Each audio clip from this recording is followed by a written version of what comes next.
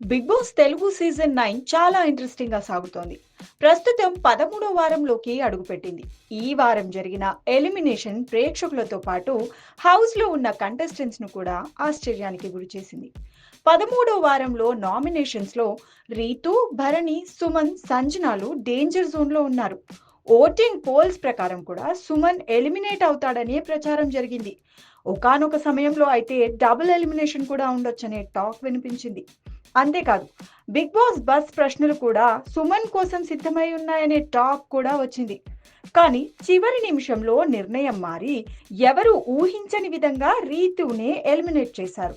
దీంతో సోషల్ మీడియాలో big boss management పై మరోసారి విమర్శలు వెల్లువెత్తుతున్నాయి. ఇటీవల సంజన ఎపిసోడ్, అలాగే భరణిని చీట్ చేస్తూ రింగ్ దాచిన సందర్భంతో రీతు ప్రేక్షకుల ఆగ్రహాన్ని ఎదుర్కోవాల్సి వచ్చింది.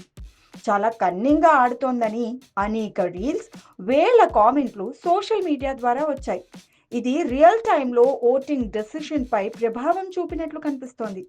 రీతు టాప్ 5 కంటెస్టెంట్ గా ఉండే అవకాశం ఎక్కువగా ఉన్నప్పటికీ చివరి నిమిషం ట్విస్ట్ తో హౌస్ నుంచి బయటకు రావాల్సి వచ్చింది. ఇక ఇదిలా ఉంటే ప్రస్తుతం నెట్టింట్లో చర్చనీయాంశం అవుతున్న మరో విషయం Ritu remuneration. Social media inputs ప్రకారం రీతు రోజుకు రెమ్యునరేషన్ 40,000 అందుకుంటున్నట్టు తెలుస్తోంది. దీంతో వారానికి 2,75,000 నుండి 3,50,000 వరకు సంపాదించినట్టు తెలుస్తోంది.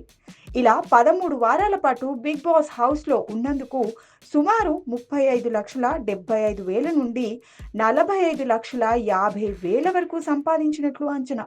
ఇది నిజమైతే ఈ సీజన్లోనే అత్యధిక పారితోషికం అందుకున్న కంటెస్ట్ గా ఆమెగానే భావిస్తున్నారు.